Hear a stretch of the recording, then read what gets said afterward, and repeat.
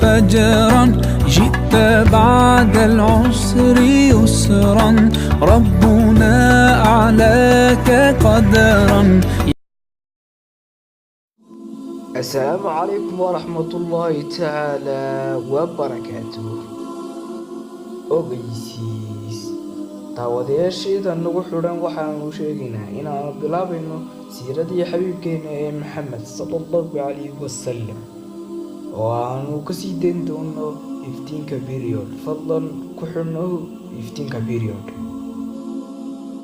daawada si aad noola socotay subscribe saar oo kambaleylka ku dhufo si aad noola socotid barnaamijyada aan soo dhigno. siina laagaree daawada si aan uga helno dhiirigelin. siina sheegare oo ka hilmaamay asxaabtaada khayrkala jeclow.